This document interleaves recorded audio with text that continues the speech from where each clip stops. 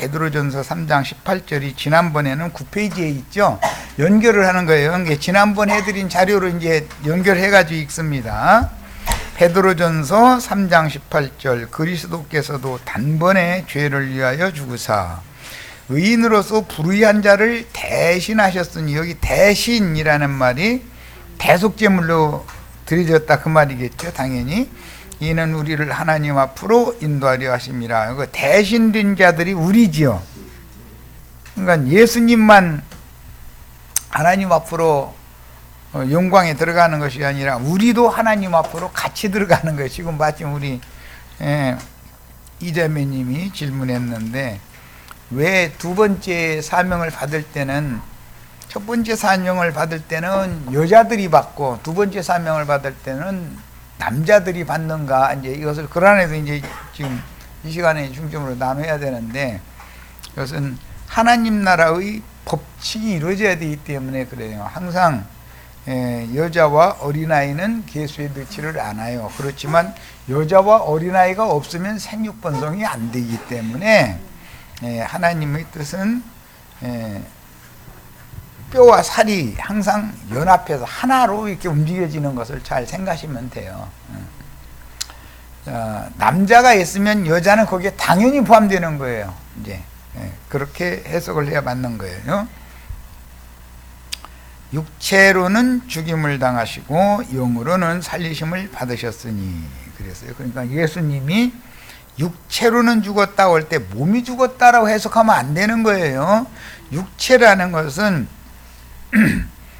죄가 거하는 육체에 속한 혼적인 사람과 영에 있는 속사람을 구분하기 때문에 육체라는 말은 하나님의 신이 떠난 옛사람을 말하는 말인 것이지 몸을 말하는 것이 아니에요.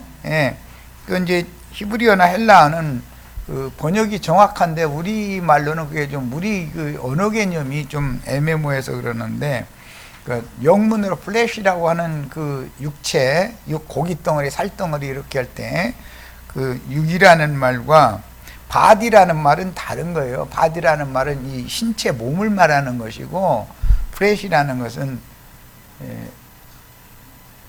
그 살덩어리, 그런 걸 말하는 거예요. 남편이 아내를 사랑할 때는 굉장히 이뻐 보이다가도 정내에 뚝 떨어지면 나중에 고깃덩어리로 보이잖아요. 그럼 못 사는 거지. 뭐 고깃덩어리하고 어떻게 살겠어요.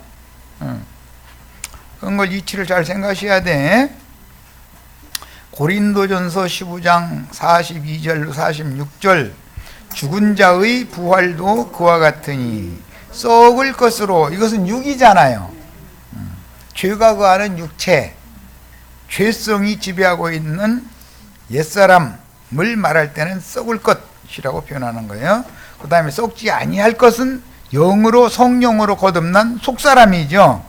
다시 살아나며 욕된 것으로 신고, 욕된 것이라는 말은 수욕을 당한다, 멸시당하는 상태, 그것은 죄의 지배를 받는 마귀의 주장에 헐 수 없이라도 가서 굴복하고 복종당하고 지배당하는 것, 그것은 욕된 것이지요.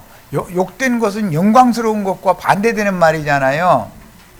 그리스도가 주인이 되어져 가지고 지배하고 다스리는 그런 영혼이 되면 영광스럽잖아요. 세상에서도 여기 이제 이건 군대의 용어인데, 저기 전방부대 야전사령부에는 이제 군단장과 사단장들이 있는데, 사단장은 현직 사단장이지만 사단장 부인은 또 그 사단 내의 그 영외 거주자들이라 그래가지고 중사 이상 장교들은 전부 부대 내에서 당직 사관 외에는 부대 내에서 함께 거하지를 않는 것이거든. 그런데 그 사단장의 부인은 영외 거주자들의 아내들 중에 으뜸인 거예요. 그 사단장 부인이 허락하는 대로 안 했다가는 남편한테 이불 속 송사라는 게 참 무서운 거거든. 그냥 슬쩍슬쩍 지나가면서 아무개 대위가 뭐 아무개 소령이 어쩌고 어쩌고 했으면은 사단장 자기 인사권을 가진 사람이잖아. 그 부대의 장이잖아. 그러니까 이놈 안 되겠다 싶어가지고 저 좌천시켜서 저 엉뚱한 데 한직에 내보내버리고 이래버렸다가는 진급 묻어는 거지 뭐. 그러려면 자기 남편 출세시키려면 아내가 잘해야 돼. 아내가 눈치껏 하는 거야 이제. 그러니까 문 대통령보다도 사실은 뒤에서 영광받는 건 김정숙 여사잖아요. 어디 뭐 여행 갈 때든 입을 때든지 뭐 옛날에 박통은 비행기 내에서 라면을 하도 좋아해가 라면 갖고 왔어. 그러니까 그거 알고서 다 챙겨간다는 거야. 그런데 비행기에서 불 피면 안 되잖아요. 그러니 전기로 이렇게 해서 금방 물만 끓여가지고 주는 뜨거운 물은 있으니까 비행기 내에 그걸 해줘야. 그것 때문에 뭐가 발명됐어요? 그 후로? 예, 컵라면이 나온 거예요. 그럼 뭘 알고 살아야 돼. 예, 눈치 아내는 돕는 데 필이니까. 대통령 부인이 대통령이 라면을 좋아하신다. 비행기 먼 여행 가시다가도 라면 끓여내라고 그러니 이거 방법을 만들어라 하면 라면 회사는 그거 만들어야죠. 당연히 해야 되는 거예요. 그런 것과 같은 게 아내의 명령이 황후의 말이 곧 황제의 말과 같은 레벨인 거예요. 알고 보면 세상 말은 다 그렇지 뭐. 그러니까 주님의 신실한 그 순결을 지키는 신부 성도들은 권위가 보통 많은 게 아니에요. 땅에서 매면 하늘에서도 맨대잖아. 땅에서 풀려야 하늘도 풀리지.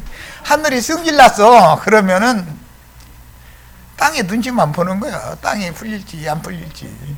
하늘이 승질 안만 내도 땅이 눈 하나 깜짝 안 하면 소용없는 거야. 녹아려면 녹아라 이거야. 이러거든. 그런데 땅이 대노해버려가지고 지진 일으키고 뭐 하늘에 우르릉 꽝꽝 하는데 그냥 땅바닥이 그냥 큰 지진이 일어나고 이게 난리 나면은 사람들은 실제 땅에서 살으니까 땅의 지배를 받지 하늘의 지배를 잘 안 받거든. 이해되셨죠? 알고 보면은 뭐 나 가끔 그 얘기하지만 아버지는 돌아가시고 나이 차이가 많은 동생 출근하면서 형수 말 잘 듣고 형수가 주는 음식 잘 먹고 그러지요. 그래가면서 이제 출근해요. 근데 형수가 줘야 먹지 뭐. 형수가 안 주면 뭐 소용없는 소리지 뭐. 저녁 때 형님이 돌아오셨다 해가지고 형수님이 아무것도 안 줬다고 고자질 할 수 있어요 없어요? 고자질 했다가는 내일 아침 밥도 없어. 밥이 고자지고 국물도 없는 거야 이제 뭐 이제 이치가 그렇죠.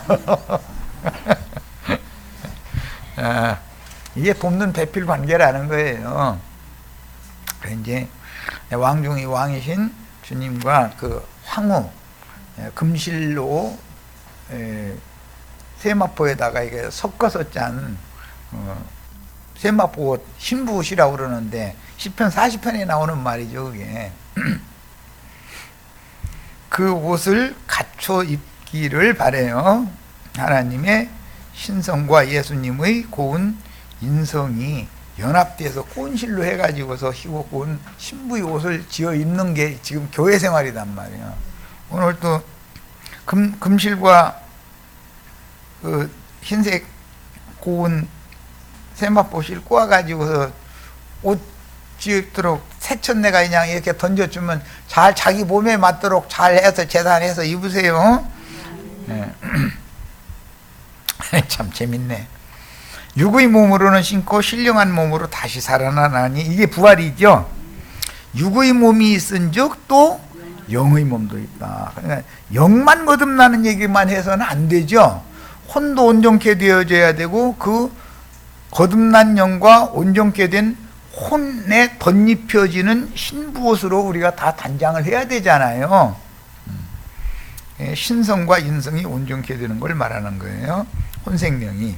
기록된 바 첫사람 아담은 생명이 되었다함과 같이 마지막 아담은 살려주는 영이 되었나니, 그러나 먼저는 신령한 사람이 아니요, 첫사람 신령한 사람이 아니라는 거예요.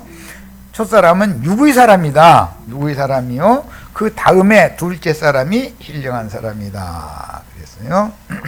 그러니까 항상 성경은 둘째 것이 완성이다 이거예요. 첫 것은 둘째 것으로 가는 모형, 예표, 그림자를 제시를 해놔서 첫 것은 실패가 따르게 돼 있지만, 약한 것이지만 둘째 것은 절대 실패가 없는 거다 하는 거예요. 고린도 후서 3장 17절 영문에는 now로 시작하는데, 이제, 지금, 주는 그 영이시니, 주의 영이 계신 곳에는, 이 말은 주 영과 정신이 있는 그곳에는 형제 자매님들의 심령과 마음이겠죠? 참 자유가 있느니라 이랬어요. 자유가 있느니라 그랬어요. 우리는 이 대목에서 베드로와 다른 사도들의 증거를 확실하게 이해할 필요가 있으니, 사람이신 예수는 창세기 5장을 1장을 인용한 것이 아니라, 내가 일부러 5장을 인용한 것은 셋을 염두에 둔 인용을 내가 의도적으로 한 거예요. 창세기 1장에 하나님이 당신 자신의 형상과 모양으로 사람을 만드는 얘기가 나왔죠. 그런데 그 사람이 역사상에 아담이라고 하는 첫사람을 거쳐서 아벨 대신해 주신 셋이라고 하는 사람으로 실현이 되는 얘기를 하는 것이 창세기 기록이잖아요. 이것은 셋은 육체로 오신 예수, 아벨은 죽었지만, 가인에 의해서 죽었지만, 유대교 지도자들에 의해서 죽었지만, 짐승들에 의해 죽었지만, 그 영으로는 살리심을 받은 것을 예언적으로 보여주는 그림이다 이거예요. 셋을 다시 주셨다 이거예요. 두 번째로 비유요. 이것은 우리 겉사람은 예수와 함께 죽고 장사됐지만, 구속받은 속사람은 그리스도와 함께 부활되어지고 승천되었다 이 말이에요. 자, 그럼 어디로 승천할 거냐? 하나님의 영광 앞에 이르는 것인데, 그것은 아브라함의 믿음의 자취를 쫓는 모든 자들을 위하여 하늘에 준비하신 한 성에 들어가는 거죠. 그 성은 하나님의 영광의 성이잖아요. 그런데 그 성보다 가까운데 눈에 좋은 성이 보이죠? 그 성이 무슨 성이에요? 소활성이에요. 그것이 세상에서 영광을 받는 소활성으로 들어가면은 거기서는 죽게 돼 있는 거다, 망하게 돼 있는 거다는 거예요. 자, 육체로는 죽임을 당했으나 영으로는 부활하심으로 바울의 표현과 동일하게 살려주는 영으로 부활하여 지금 주는 그 영이 되어 비밀리에 참제자들에게만 재림하셨죠. 롯의 둘 딸이 낳은 모압 족속과 암몬 족속들에게는 주님이 재림해요, 안 해요? 아직 안 했죠? 제자들의, 참제자들의 영과 마음에 재림하여서 살아계신 그리스도는 영생이신 참 하나님이시오 세세의 찬양을 받으실 크신 하나님이다.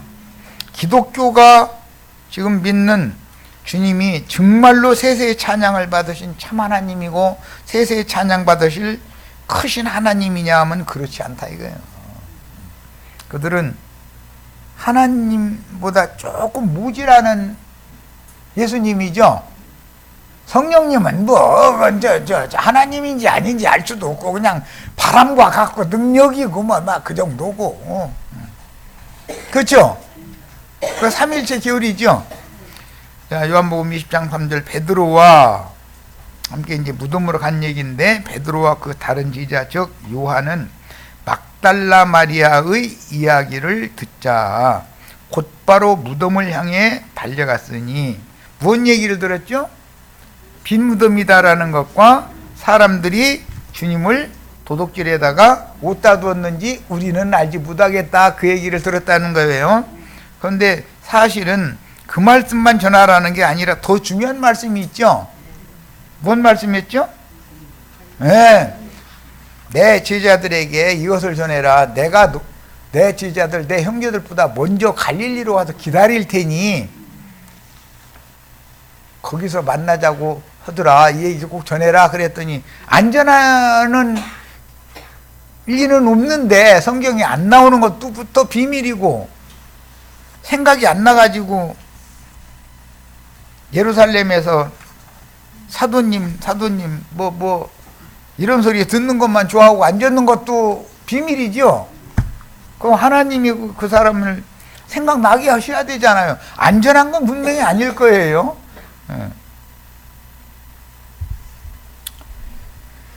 그래서 빈 무덤을 확인하고자 했을 것이고 여제자들의 마음과 같이 주님의 죽음이 너무도 안타깝고 허탈했었다. 남자 제자들이라고 그런 마음이 없었던 건 아니다는 거예요. 그리고 도망까지 갔으니 얼굴이 뜨뜻해서 좀 그렇지 내세울 수도 없는 입장이 된 거지.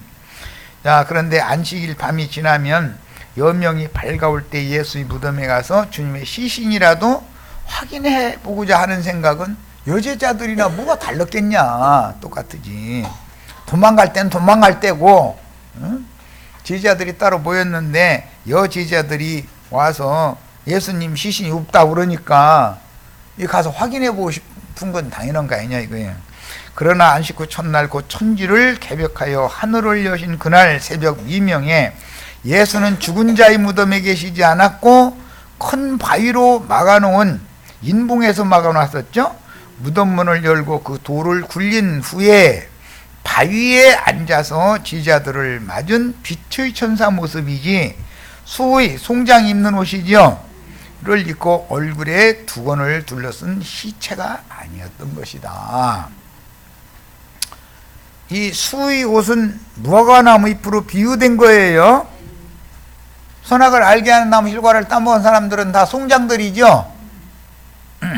한편 누가복음 24장 12절에 의하면 무덤이 비어있음을 확인한 제자는 베드로 한 사람으로 기록되고 있는데 본문은 요한도 함께 갔다고 진술하여요. 다른 제자들도 동일하게 여자들의 전원, 그 중에 이제 대표자는 막달라 마리아인데 의 전원을 함께 들었지만 베드로와 요한이 앞장서서 무덤에 달려가 무덤 속을 확인한 내용은 두 제자들이 다른 제자들보다도 주님을 향한 사랑이나 열정이 강한 인도자인 리더의 은사를 받았다는 것을 암시한다.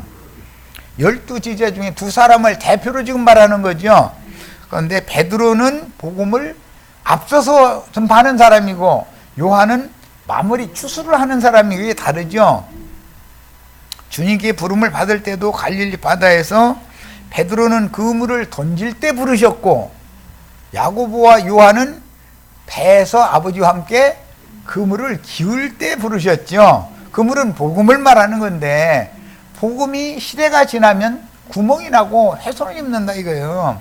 그러니까 마무리를 하려면 그물을 수선을 해다가 또 내려야 될 거 아니냐 말이야. 우리가 지금 어떤 말씀을 듣고 있는지 이해가 되시죠? 우리는 하늘의 시온산에 서서 신부를 기다리는 신랑이신 인자께서 14만 4천의 신부를 인도하는 사명을 수행하는 은사자들인 교회의 리더, 인도자들에 대하여 하나님이 쓰실 종들은 하나님이 친히 세우시고 그 사람을 지어놓을 때부터 용도가 서로 다르기 때문에 그렇게 지었기 때문에 그런 은사를 주셨고 그 사람은 그렇게 쓰다가 데려가셔야 되니까 그 분량만큼만 이루다 가는 것이지 혼자 예수님처럼 다 할 수 있는 건 아니다 하는 걸 알아야 된다. 그런데 오늘날 마침 많은 사람들이 나는 그러라 하는 사람들은 지가 예수님인 채 지가 우주 만물의 주인인 채 하려고 그러죠. 아주 시작부터 끝까지 지 없으면 아무것도 안 되는 줄 알고 있어. 그런데 그런 사람들이 없어져야 돼요? 그렇게 해야 돼요? 그 사람들이 없어지면은 주님께서 쓰실 종들이 다 일을 할 거 아니에요. 그런데 그 사람들이 또 다른 면에서는 그렇게 해서 그 수가 차야 돼. 그쪽에도. 그쪽 동네가 또 차야 이쪽 동네도 차니까. 참 하나님이 하시는 일을 보면 너무 비밀스러워가지고. 사복음서 가운데 남자 제자로서 예수의 십자가 처형을 목격한 사람은 사도 요한 하나였죠. 여자들은 함께 봤지만 십자가 그다음에 무덤 이런 것은 여 제자들은 함께 봤지만 제자 중에 단 한 사람 요한만 봤죠. 그러니까 무덤은 요한만 알고 있는 거죠. 그러니까 베드로가 아무리 빨리 달려도 무덤에 갈 것 같아요? 못 갈 것 같아요? 요한이 오길 기다려야죠. 도착은 요한이 먼저 했다가 그런데 베드로가 오기를 요한이 기다려줬죠. 요한은 세마포와 두건이 머리 부분과 발 부분에 따로따로 개켜 있는 걸 봤는데 들어가지는 않았고, 베드로는 나중에 헐떡거리고 오더니 뭐 물어볼 것도 없어. 그냥 들어가는 거예요. 그런데 이게 그런 사람이 좀 자매님들은 답답하죠. 일 저질러 싸니까 차분히 좀 했으면 좋겠잖아요. 당신이 뭐 하면은 맨날 일만 저지른다고 그러잖아요. 자매님들 다 그러죠.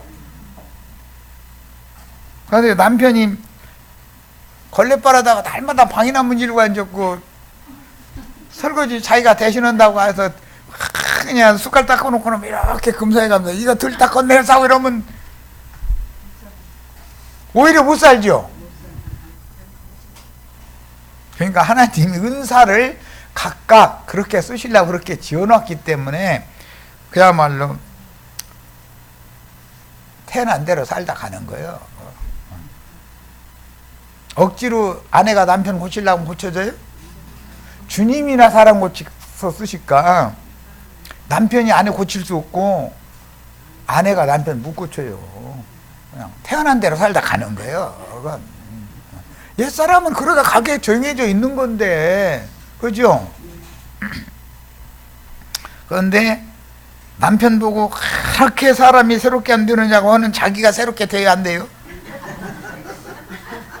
남 얘기는 왜 해? 자기는 새롭게 안 되면서 남편 보고만 새롭게 되려고 하면 돼? 제가 그 하는 육체라 그런다. 왜? 그러면 뭐라고 말하려고? 그러면 납반대기도 두꺼워 또 이렇게 나가지 또. 남편은 아내 보고 똑같이 당신 납반대기는 나보다 더 두꺼워 이럴 수 없으니까 입 다물고 있는 거지. 사실 속으로는 아이고 저는 어떤데 이러고 있지 뭐 이런 거 아니요. 이게 내가 쌈 다 해보셨죠?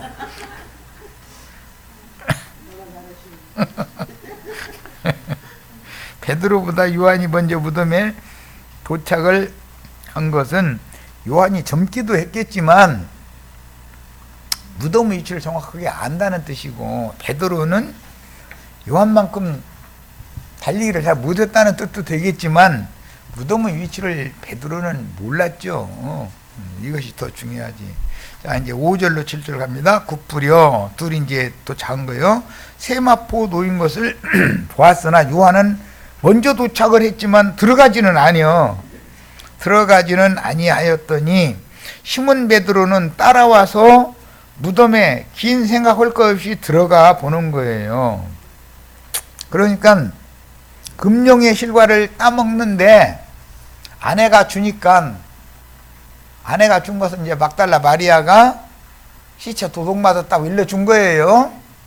그러니까 둘이 다 에덴 동산 중앙으로 왔어요. 중앙으로 왔는데 요한은 망설여 이걸 따먹어 말어 이제 생각을 하는 사람이고, 베드로는 생각할 거 없어 따먹고 일단 먹고 보는 거요. 그런 사람이다 이런 말이에요. 쉽게 표현하자면. 또 그 머리를 쌌던 수건은 세마포와 함께 놓이지 않고 딴 곳에 쌌던 대로, 시체를 쌌던 대로 이렇게 둥그러스러운 그런 모습으로 이렇게 딴 곳에 개켜 있더라는 거예요. 굽부려 세마포 놓인 것을 보았으나 들어가지는 아니하였다라는 건 먼저 열린 무덤에 당도한 요한은 구풀에서 무덤 속을 살펴보면서 금령의 나무 실과 이것을 그 앞에서 먹어 말어 계산을 하는 거죠. 그런데 하나님의 뜻은 그 나무 실과를 먹어야 하나님의 뜻이 이루어지죠. 아담이 만약 먹어 말어 하고서 안 먹어버려, 그러면 하나님 뜻이 이루어져요, 안 이루어져요? 근데 베드로가 안 먹으면 아무것도 안 되는 거. 뭐 베드로가 먼저 그냥 들어가서 확인을 안 해본다, 여자의 말을 안 듣는다, 그러면은 생각을 훌려싸면 하나님의 뜻이 안 이루어지지. 그러니까 남편에 대해서 이러쿵저러쿵 아이고 지혜비 닮아서 이런 소리 하시지 마세요. 다 태어난 대로 그렇게 살다 그렇게 가는 거예요. 아니면 어쩔 수 없어. 그거는 내가 바꾸려고 하면 싸움 만나. 내 남편 내 맘대로 막 이렇게 흔들어 대고 싶죠. 그런데 내 맘대로 대야 안 돼요. 남편 맘대로 할 수 있으면 자기가 신이지. 그렇죠? 그냥 남편은 아내를 맘대로 하는 것을 포기했잖아요. 다. 남편은 벌써 포기했거든. 그런데 아내는 내가 하면 된다 이거야. 내가 하라고 하면 다 되고. 그런데 안 돼요. 안 되는 거예요. 포기하세요. 나이 먹어서 고집 부리면 더 못 당해. 그런 거 보고 노망이라고 그러잖아요. 다 기억이 아예 없어져 버려가지고 지우른 대로 해버린다는 거예요. 이제 늙어가지고 고집 부리면 못 당겨. 야, 그래서 세마포가 놓인 것을 보고 들어가서 확인을 하지 않은 것은 요한의 세심한 성격을 보여주는데, 요한대로 그렇게 써야 되니까 그렇게 지어놨다 이 말이야. 베드로는 베드로대로 그렇게 써야 되니까 그렇게 지어놨기 때문에 조물주의 뜻이 이루어지는 것인 것이지, 자매님들이 와서 요한처럼 좀 생각 좀 해보고 들어가세요, 또 자매님들이 와서 그렇게 해도 소용없어요. 그거는 베드로는 아니 난 내 성질대로 해버려, 난 이럴 거야, 분명히 대답을. 자기는 뭐 무덤까지 왔을 때는 들어가서 확인하러 왔는데 여기서 망설일 필요가 뭐 있냐. 베드로의 생각은 이럴 것이고, 요한은 그래도 자세히 확인해보고 들어갈지 말지 결정해야 되고, 이렇게 하니 두 사람이 다 맞은 거지 두 사람이 다 틀린 건 아니지 않냐 이 말이야. 금령의 나무 실과를 아내가 줄 때 아무 소리도 없이 따먹는 것도 하나님 뜻이죠. 안 따먹으면 하나님 뜻이 이루어져요, 안 이루어져요? 그거 먹지 말라겠는데 왜 그거 따먹었느냐고. 형 나는 안 먹어 이래버렸다가는 성경 창세기 3장으로 끝이지 그거 이제. 더 이을 필요가 없잖아요. 그래서 성경은 창세기 3장까지 밖에 없다고 주장하면 말이 돼야 안 돼요? 다 먹어줘야 되는 거예요. 그게 아담이 단순한 사람이었는데 베드로의 성품으로 상징이 됐었다 이 말이 지금 설명한 거예요. 자, 이것은 아리마대 사람 세마포 요셉이 예수의 시신을 감쌀 때 사용한 삼배인데, 삼배는 여러 용도로 썼어요. 성막의 양장에도 쓰고, 희곡은 세마포 옷, 마태복음 16장 말미에서 17장 그 서두에 나오는 말씀 보면 예수님이 이 희곡 혹은 세마포 옷을 입은 천사의 모습으로 모세와 엘리야와 함께 오는 세상에 다시 오시는 모습을, 그 영광 중에 오시는 모습을 세 제자들한테 보여줬었잖아요. 자, 이처럼 희곡 온 세마포 옷에 대한 계시는 최후로 어린 양의 신부이며 하늘 군대가 입을 옷이 빛나고 깨끗한 세마포로 나오죠. 계시록 19장에 어린 양의 신부가 예비되었으니 그 어린 양의 신부가 입을 옷은 빛나고 깨끗한 세마포다 그랬고, 하늘 군대를 백마를 타고 앞서서 하늘 군대를 지휘하시는 그 백마를 탄 흰옷 입은 분이 희고 고운 세마포 옷을 입고 똑같은 옷을 입고 백마 타고 뒤따르는 자들 얘기가 나오잖아요. 자, 이것은 모두 비유들로서 신부는 당연히 전사들의 옷과 같은 옷을 입는다 그런 말이야. 그러니까 옷을 입었다는 것은 서두에서부터 지금 계속 말씀드리는 것처럼 율법 행위를 벗어버리고, 무화과나무 옷이니까 죽은 자들의 수이니까 그걸 벗어버리고 모세의 율법 행위, 율법 제도를 완전히 제거시켜 버리는 거예요. 그리고 구속을 이루신 예수 그리스도의 성령으로 새 옷을 지어서 입는 것이잖아요. 예. 자, 이게 이제 계시록 19장 7절로 14절에 나오는 내용입니다. 자, 이제는 다음 페이지 12페이지로 갑니다. 예수의 시체를 싼 수의로 사용된 세마포는 부활하신 예수가 첫 아담 이래 아무도 장사한 일이 없는 바위에 판 새무덤에 남긴 유품이었다. 세상에 남긴 유품은 희곡은 세마포와 희곡은 수건이었었죠. 두건이었었죠. 그것은 시체의 옷과 얼굴을 가린, 눈과 귀를 덮고 가린 부활의 흔적이다 이거예요. 그러므로 영적으로는 예수님의 영의 몸으로 나타난 희고고운 세마포, 겉으로 볼 때는 희고고운 세마포 옷의 빛으로 옷을 입은 상태죠. 예수님의 육의 살을 보이는 게 아니잖아요. 무덤 밖에서는 빛만 볼 수 있는 거예요, 사람은. 부활하신 주님을 공관복음에서는 무덤문을 굴리고 그 위에 앉은 빛난 천사의 모습으로 그리고 있다. 그죠? 마태복음 28장 2절로 4절 이제 정신들여서 읽습니다. 큰 지진이 나며 그 예수님의 무덤 주위에 막 지진이 조금 이게 땅 흔들리다 만 것이 아니라 큰 지진이 났다는 거예요. 그러면 거기 무덤 지키고 있던 군병들 다 죽었겠네. 그래야 맞죠? 주의 천사가 하늘로부터 내려와 돌을 굴려내고, 무덤문을 막았던 것은 사람이 치운 거예요? 하늘 천사가 내려와서 치운 거예요? 힘센 천사라고 계시록에서는 그랬는데, 그 힘센 천사의 동일한 영을 받은 종들이 무덤 속에 장사되어서 귀와 눈을 가리고 몸에는 수의로 둘러서 결박당해 있는 시체들이었던 우리 형제 자매님들의 귀와 눈을 열어주고 결박당한 것을 풀어가지고 옥에서 나오게 만들죠. 그런 종들을 만나야죠.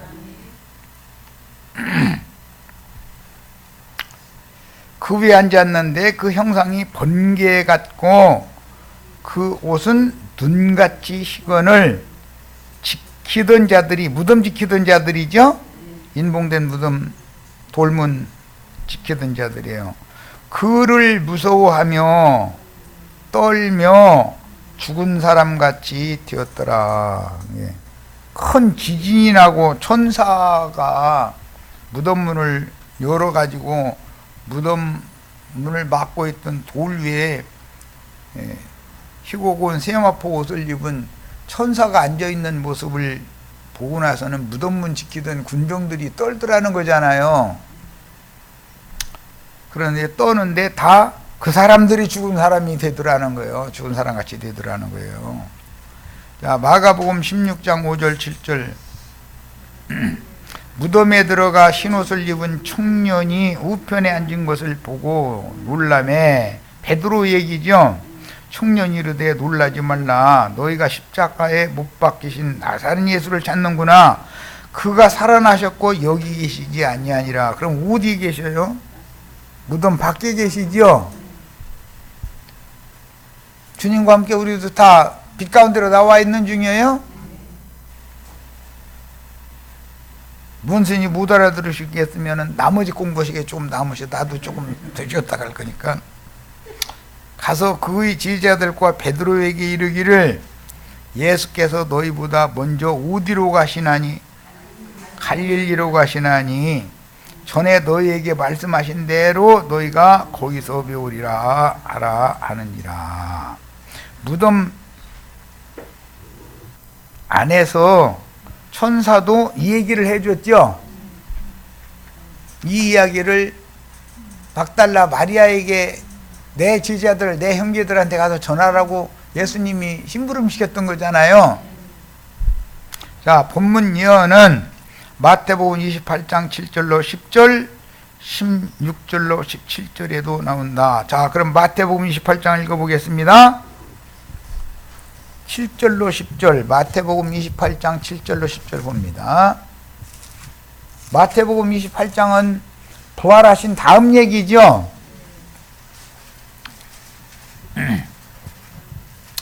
또 빨리 가서 그의 제자들에게 이르되 그가 죽은 자 가운데서 살아나셨고 너희보다 먼저 어디로 가시나니? 갈릴리로 가시나니 거기서 너희가 배우리라 하라.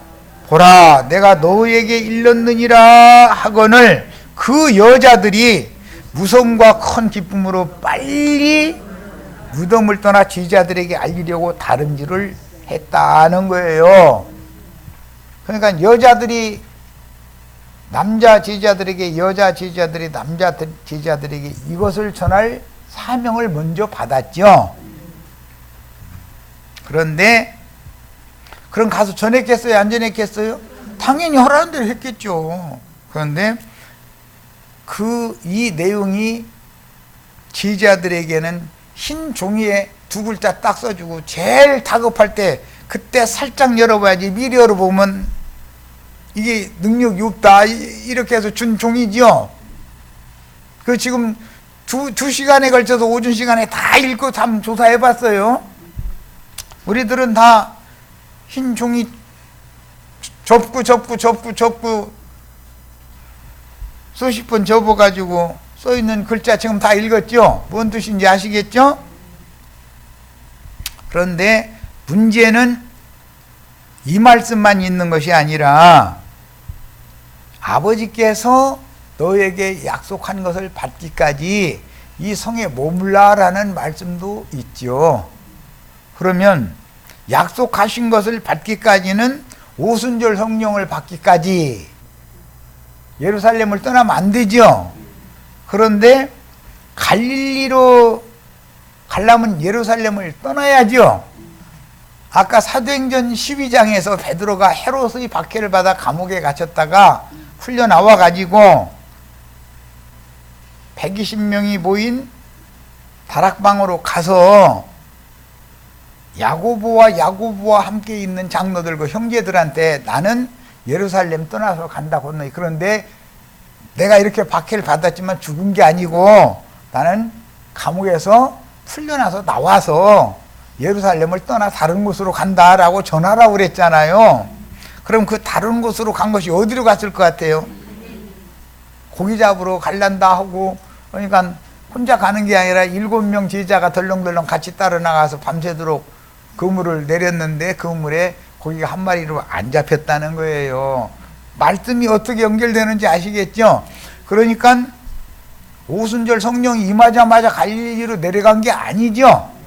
또는 사순절 기간 동안에 갈릴리로 갔다 올라오는 얘기가 아니잖아요. 그 기간 동안은 예루살렘을 떠나면 안 되는 기간이니까.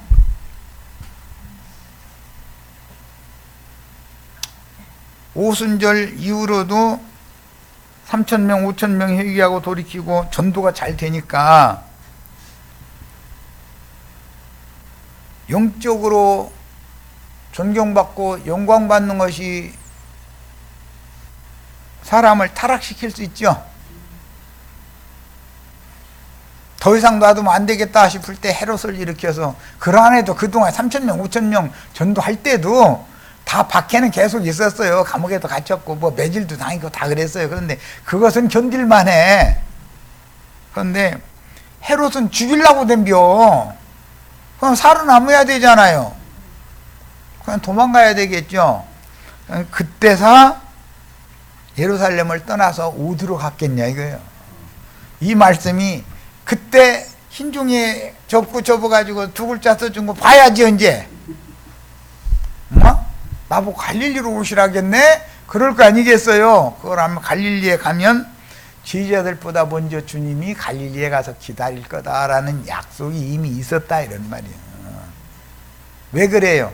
두 번째 사명을 맡겨서 모든 민족에게로 파송해야 되니까 할례자들에게만 보내는 것은 오순절 성령만 받으면 유대인들한테만 전하잖아요.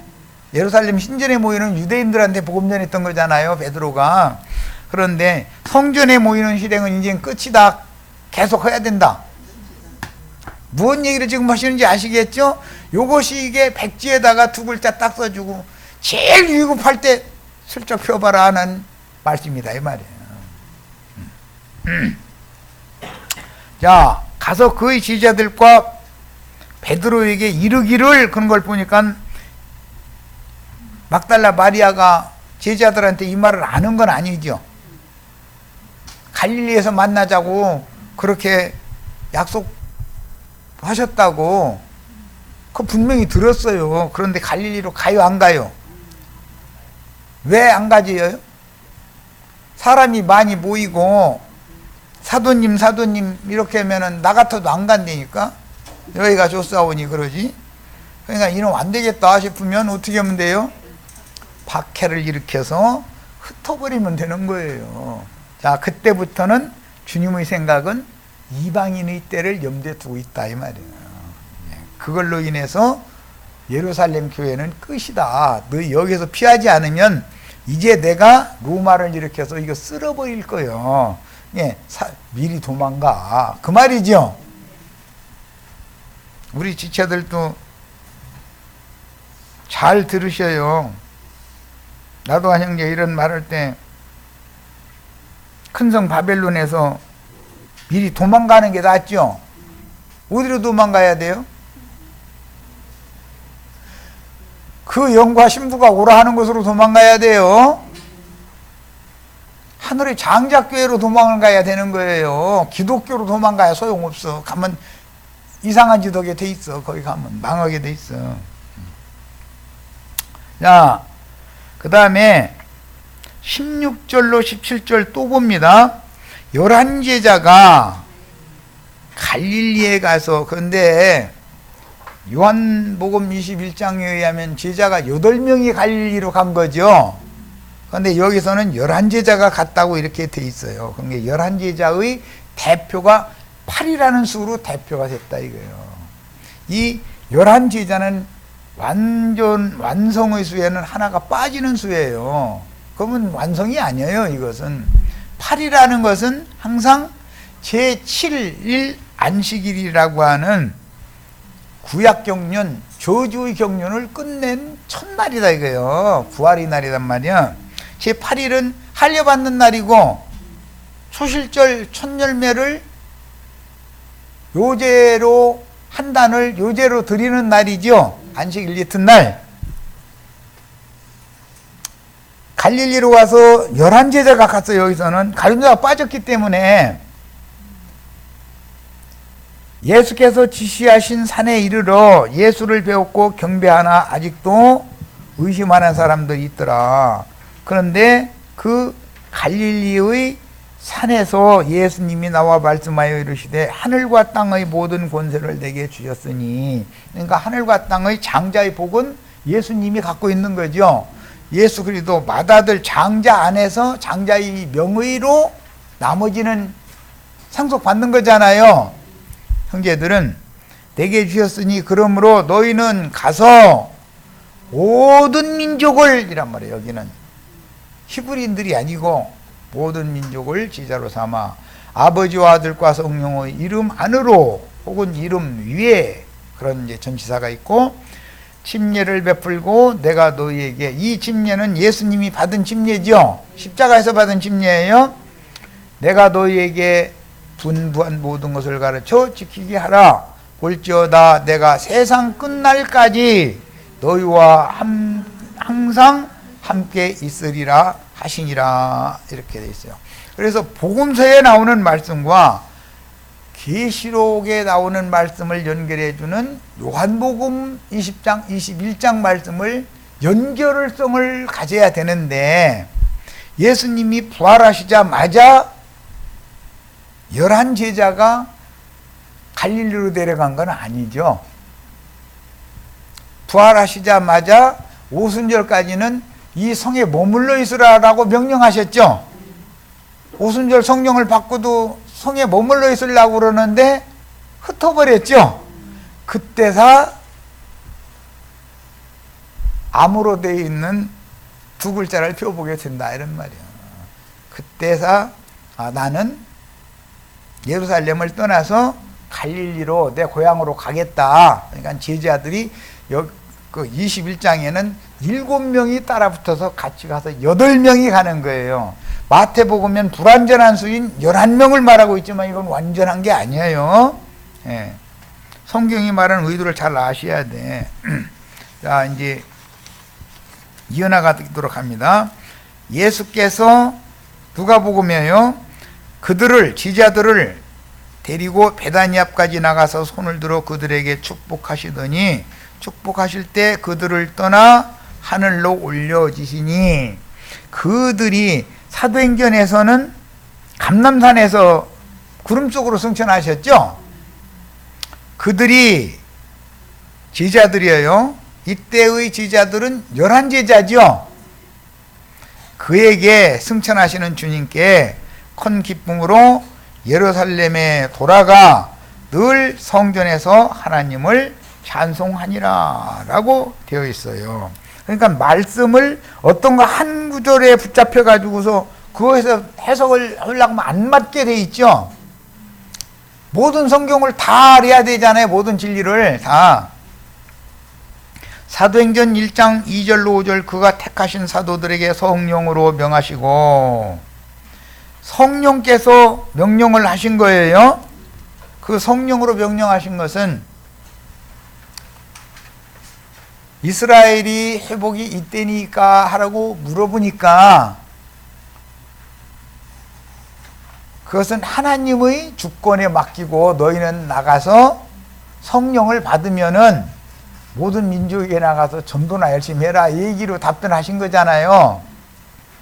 승천하신 날까지의 일을 기록하였노라. 그가 고난 받으신 후에 또한 그들에게 확실한 많은 증거로, 이건 40일 동안 데리고 다니면서 모양으로 하셨고, 나머지 10일 동안은 이제 다락방에 모여서 전심으로 기도하게 하셨 기간으로 들어가죠. 신이 살아계심을 나타내서 40일 동안 그들에게 보이시며, 이것은 유대인의 장례법에 따라서 향품으로 처리하는 기간이다 이거요. 하나님 나라의 일을 말씀하시니라. 사도와 함께 모이사 다락방에 유대인들을 두려워 문 닫고 모였죠. 그들에게 분부하여 이르시되 예루살렘을 떠나지 말고, 마태복음은 갈릴리로 예루살렘을 떠나라는 말씀만 돼 있죠. 갈릴리에서 만나자라고 돼 있잖아요. 그런데 누가복음과 사도행전에는 오순절 때까지는 예루살렘 떠나라, 떠나지 말라고 돼 있어요. 그러니까 모든 말씀을 다 읽어야 되는 필요가 왜 생기는지를 아시겠죠. 이제 내게서 들은 바 아버지께서 약속하신 것을 기다리라. 이것은 능력으로 덧입혀지기를 기다리라 그 말이죠. 요한은 물로 세례를 베풀었으나 너희는 몇 날이 못되어 성령으로 세례를 받으리라 하였느니라 라는 말씀을 겸하여 읽으면 오순절이 이르기 전에 이루어진 예언이 아닌 것이다.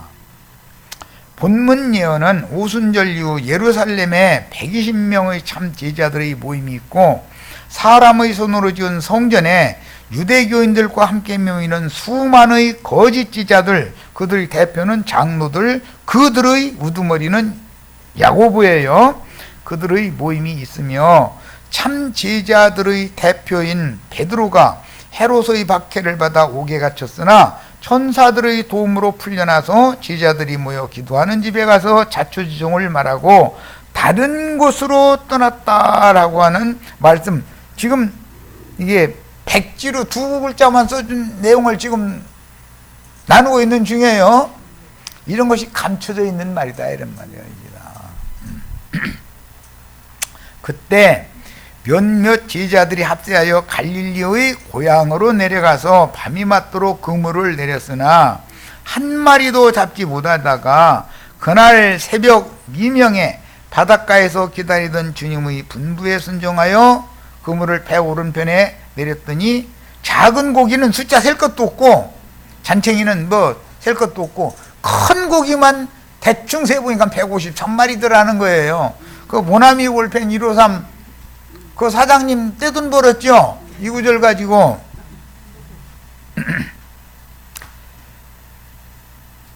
큰 물고기만 153마리나 잡히게 해주신 그리스도 예수를 다시 만나서 새 사명을 위임받아, 새 사명을 위임받는 것은 할례자들에게만 보냄을 받는 게 아니라 모든 민족에게 보냄을 받는 두 번째 사명을 받는 걸 말하는 거예요. 다시 보내심을 받아 할례자들만이 아니라 무할례자들에게도 복음이 전파될 것임을 우리는 미루어 알 수가 있다 그런 말이에요. 이게 하나님의 경륜이라고 하는 거예요. 그런데 이런 것을 지금 내가 설명을 좀 이렇게 기록을 해줬으면 누구나 다 알죠. 그런데 암으로만 해놨어. 암으로만 이렇게. 성경이란 다 그렇게 돼 있는 거다 이거예요. 마가 요한의 모친집에 모인 120명의 참 제자들의 모임과 성전의 사람의 손으로 지은 성전에 모이던 거짓 제자들의 머리 노릇을 하던 야고보는 구약 성경에서 아브라함을 떠나 자기 눈에 좋아 보이며 물이 넉넉한 요단 동편의 소돔으로 가서 성공하여 소돔 성문에 앉아 천사들을 맞은 롯의 변질된 신앙 타락을 영감으로 깨달을 수 있게 하는 말씀의 실현이다 이 말이야. 야고보가 소돔 성의 실제인 예루살렘 성의 성문에 유대교 지도자들과 한반열에 지금 앉아 있는 거잖아요. 야고보가. 이것은 비유다 이런 말이요. 자, 그것을 봤으면 이건 이제 보면 그것이 다니엘이 예언바 멸망의 가중한 것이 거룩한 것에 선 것을 보거든. 이제 이것을 보면 도망가야죠. 어디로? 산으로 도망가라 이렇게 돼 있죠. 그 산이 천사가 롯에게 지시한 산이잖아요. 그런데 롯은 천사가 지시한 산까지 도망을 갑니까? 자기 눈에 좋은 소알성으로 도망을 간다 이거예요. 도망을 갔는데 소알성까지만 가는 거예요. 그럼 망하죠. 자, 그러면 소돔성 사람들과 롯과 롯의 딸들은 다르잖아요. 한 면에서는 아브라함의 친족이고 한 면에 영적으로는 소돔성 사람들 편이고 육적으로는 아브라함의 친족이고 이 양다리 걸치는 사람이죠. 자, 야고보가 육신적으로는 예수님의 친족이죠. 그러나 영적으로는 예루살렘 신전의 지도자들과 영적으로는 그들과 통한다 이 말이에요. 지금 내가 뭔 얘기하는지 아시겠죠? 자, 이런 사람들은 주님이 심판하러 오셨을 때 영영한 불못에 떨어진다 아니면 바깥 어둠에 쫓겨난다. 이게 너무너무 비밀이다 이거예요. 바깥 어둠에 쫓겨난다는 말이 뭔 말인지를 설명하기가 이렇게 어려운 거예요. 이것도 아니고 저것도 아니요. 그런데 소견에 오른 대로 하나님을 섬기는 거예요. 모세의 율법도 지켜야 하고 복음도 지켜야 하고 이렇게 하는 거예요. 기독교가 오늘날 이렇게 복음을 전하죠. 그러니까 이게 어려운 거예요. 이것을 구분을 해내기가. 나는 이것을 냉철하게 이거는 아니고 그 말씀 속에는 기독교인들이 전하는 거짓 복음 속에 다 누룩만 있어요. 밀가루가 많아요. 고운 가루가 더 많죠. 이걸 구분을 해내야 된다 이런 말이에요. 무엇을 섞어가지고 하나님의 말씀을 혼잡하게 하는지를 알아야 된다 이런 말이에요. 이기는 자가 되려면 이것을 알아야 돼 기본적으로. 자, 그 다음에 이제 마태복음 17장 1절로 2절 읽어나갑니다. 엿새 후에 예수께서 베드로와 야고보와 그 형제 요한을 데리고 따로 높은 산에 올라가셨더니 그들 앞에서 변형되사, 변형된 것은 영의 몸을 입고 나타났다 그 말이죠. 마가복음에는 16장에는 다른 모양으로 제자들에게 나타나 보이셨다 이렇게 돼 있죠. 그 다른 모양이 하나님의 형상과 모양으로 만들어진 모양이잖아요. 그렇죠? 그래서 그날에는 천사와 동등이 된 모양으로 나타내셨기 때문에 사흘 전의 예수가 아니니까 남자 제자들이든 여자 제자들이든 못 알아본다 이거예요. 부활의 새벽 미명에도 여자 제자들이 먼저 예수님 만나도 못 알아보죠. 그 낮에 엠마오로 내려가는 두 제자들이 예수님을 알아봐요, 못 알아봐요? 저녁에 주님이 문 닫고 있는데 제자들 가운데 나타나셨을 때 알아봐요, 못 알아봐요? 유령이 나타난 줄 알았죠? 야, 왜 그러느냐 이 말이요. 왜 그러느냐. 창세기 18장에서 여호와께서 낮에 두 천사를 대동하고 임하셨을 때, 그것은 창세기 18장은 아브라함의 장막에 나타나신 거죠. 요단 서편 마므레의 자기 장막문에 앉아서 세 사람을 맞은 그림을 먼저 상고하고 그 다음에 이어지는 창세기 19장에서 해가 질 무렵에 소돔 성문에 소돔성의 장로들과 함께 앉아있는 롯에게 나타났는데 장로들의 눈에는 두 천사가 안 보이죠. 그런데 롯의 눈에는 보였어요. 그러니까 이것만 해도 참 대단한 거죠. 해서 두 천사를 자기 집으로 영접을 하게 됐어요. 소돔성의 장로들은 영접도 않고 뭐 두 천사가 왔는지도 모르고, 나도 한 형제가 이런 얘기하면 그 이상한 얘기만 하는 이단의 괴수 나타났대 이러지 가서 좀 들어보자고 하는 사람들이 별로 없잖아요. 왜 그러는지 아시겠죠? 하나님이 그들의 눈을 가려두면 안 보이는 거예요. 안 들리는 거고. 자기 입으로 인도하여 공개하려고 천사들 공개하는 율법에 열심히 있는 사람이었기 때문에 롯은 자기 두 딸을, 약혼한 사위들이 있었죠. 그런데 그 비류들한테 내줘야 돼요? 내주면 안 돼요? 그런데 비류들이 두 사람 내놓으라고 하니까 너희 그러지 말아라. 이 약한 짓을 하지 말아라. 내가 출가하지 아니한 두 딸이, 약혼만 한 두 딸이 나한테 있는데 내 두 딸 내줄 테니까 그 아이들 너희 맘대로 하고 이 두 사람한테는 해코 주지 말아라 그랬다는 거예요.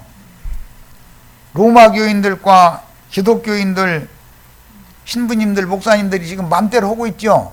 왜 그 지랄하고 앉았어요?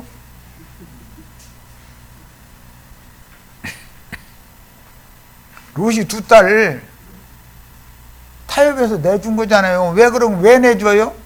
하나님 섬기는 예법이 그런 거예요. 하나님 천사들 공개하기 위해서 자기 두 딸 약혼자가 있는데 엄연히 그 비류놈들한테 주겠다고 타협하는 거예요. 있을 수 없는 일이죠. 자, 이런 롯의 종교성과 그 열성에 대한 성경의 의도를 살펴야 된다는 말이야. 똑같은 성경을 읽어도 이게 안 보여. 그러면 계시록 17장 18장이 왜 그런 말이 나오고 내 백성은 거기에서 나오라고 불러내서 마지막에는 성령과 신부가 오라 하시는도다 하는 말씀이 왜 나온지를 설명을 무슨 재주를 할 거예요. 이게 보이지도 않고 들리지도 않는 사람들한테. 로마교에서만 나오면 돼요? 개신교가 로마교에서는 나왔죠? 모압 족속에게서만 나오면 되는 것이 아니죠? 암몬 족속에게서도 또 나와야 되는 거예요. 부활하신 예수님의 모습은 갈릴리의 한 산으로 표현하신 안티레바논 산맥의 헤르몬 시온산에서 베드로와 야고보와 요한 세 제자들에게 보여주신 영광스러운 모습을 미리 봤죠. 그랬다가 부활의 날 또 보여준 거예요. 지금 부활 후에 영의 몸으로 나타내신 그리스도 예수의 모습은 관사가 붙은 한 천사, 성경에 관사가 붙은 천사는 예수 그리스도 하나님의 형상과 모양으로 만들어져서 영광에 들어간 예수에 대해서 말하는 거다 이런 말이에요. 많은 천사들 얘기와 그 천사 혹은 한 천사 얘기는 다른 얘기죠. 네. 그 다음에 무덤 속의 두 천사들은 얼굴을 가렸던 두건과 그 다음에 시체를 쌌던 세마포 각각 두 곳에 서서 설명하는 거잖아요. 뭘 설명해요? 시체의 수의라고 하는 것은 무화과나무 이파리로 옷 입는 걸 상징하는 거예요. 그리고 그 여자와 아담은 선악을 알게 한 나무 실과 따먹자마자 귀도 막히고 눈도 멀고 해가지고 송장이 뭘 듣고 뭘 보겠어 이렇게 일러줬다 그 말이죠. 지금 두 천사가 뭔 일러주는지까지 설명했어요. 죽은 자는 들어요 못 들어요? 죽은 자가 봐요 못 봐요? 살아나시길 바래요. 자, 여호와의 모습을 여호와의 사자라고 이렇게 표현을 했고, 신약 성경에서는 인자와 같으니, 인자와 같으니는 다르죠. 육신으로 오셨을 때는 인자가 라고 말하지만 계시록에는 인자 같으니가 이렇게 말하죠. 자, 그래서 계시록에서 그 천사는 한 천사라는 표현은 곧 그 영이 되신 그리스도 자신에 대한 표현인 것이다. 그렇게도 주님을 사랑하던 막달라인 마리아가 인자 예수의 모습이 아닌 또 다른 모양으로 나타난 그리스도를 동산지기로 오해하였다. 또는 엠마오가는 두 제자에게 성경에 자기에 대하여 기록한 모든 말씀을 자세히 풀어서 가르쳐 주실 때 마음이 뜨거웠으면서도 그분이 부활하신 예수님이라고는 꿈에도 생각을 안 했죠. 자, 유대인들이 무서워서 문을 닫고 있는 제자들의 모임에 주님이 나타나서 숨을 내쉬며 가라사대 성령을 받으라 하셨음에도 불구하고 유령이 나타났다고 생각했죠. 오늘 우리 형제 자매님들은 부활하신 예수님이 어떻게 나타나는지에 대해서 이상을 꼭 보시기를 바라고, 혼동하시지 말고 이런 말씀의 증거를 듣는 형제 자매님들의 귀는 이것이 더 복이 있는 귀인 것을 믿으시기를 바랍니다. 여기까지 해서 오늘 집회 전체를 마칩니다. 예.